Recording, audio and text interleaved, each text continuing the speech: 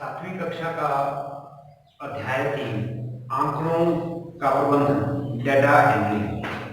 हमने आंकड़े कहीं से लेने, उनको हैंडल कैसे करना, उनका प्रबंधन कैसे करना है, वो आज ये चैप्टर हमने लिया।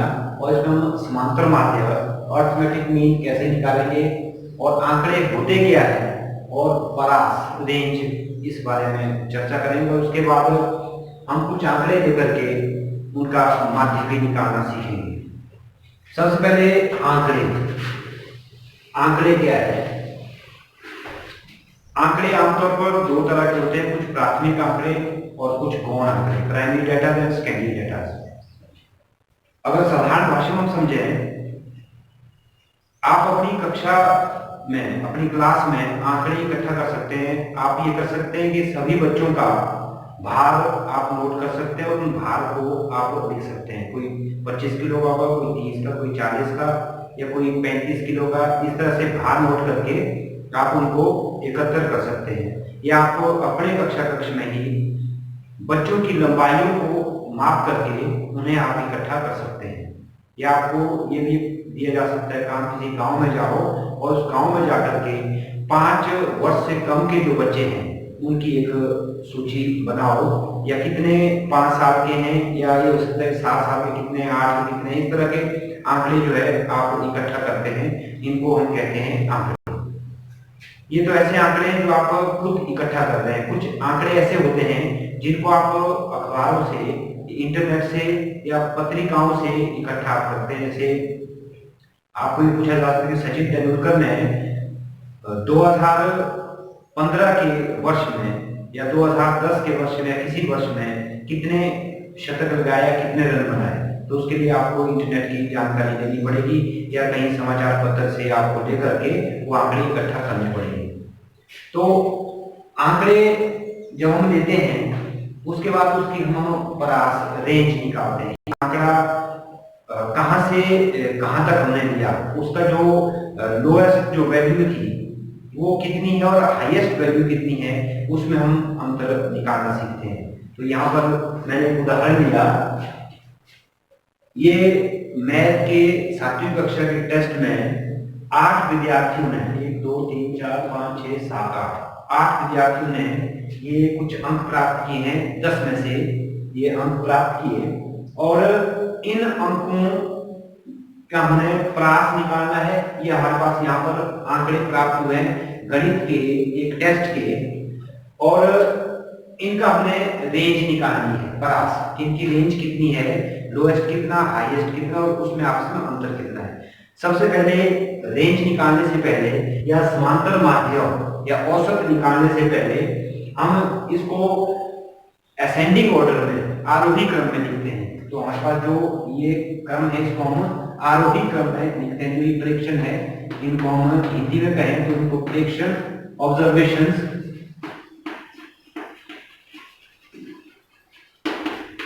प्रेक्षणों को आरोही क्रम में लिखने पर,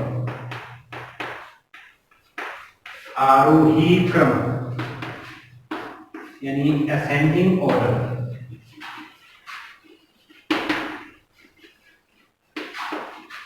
में लिखने पर,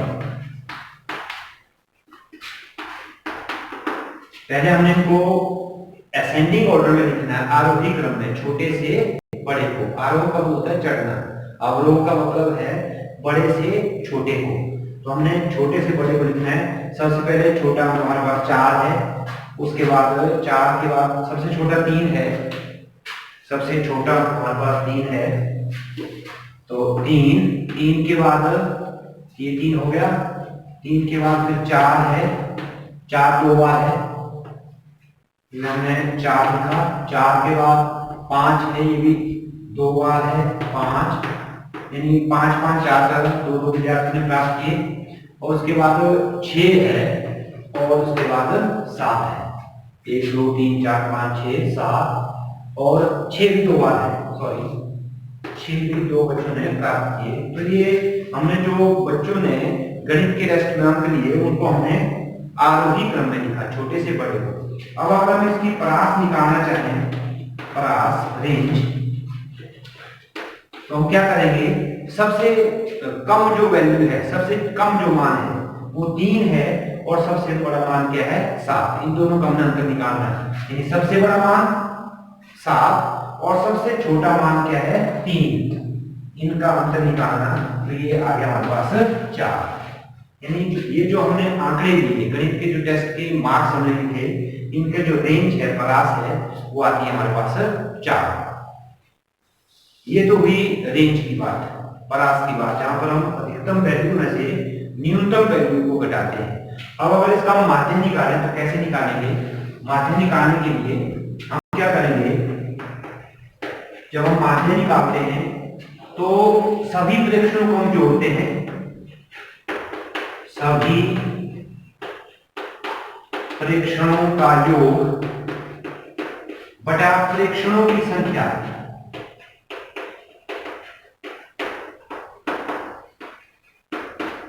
बराबर है, सबको हमने जोड़ना है 3 + 4 + 4 + 5 + 5 + 6 + 6 + 7, 1 2 3 4 5 6 7 8 और बटे में प्रेक्षणों की संख्या।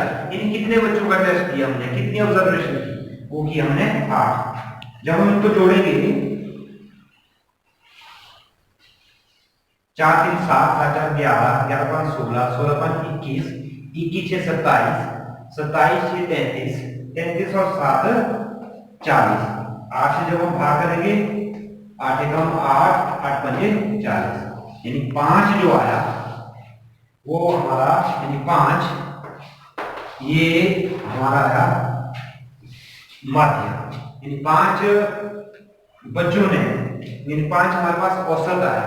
लगभग इस कक्षा में 5 के आसपास जो अंक अधिकतम विद्यार्थियों के माने जाएंगे जब हम माध्य निकालेंगे, समांतर माध्य अर्थमेटिक में। तो इस तरह से आपके पास अगर कई बार मान लो संख्याएं ज्यादा होती है, आप जमा के रूप में यहाँ नहीं लिख पाते हैं।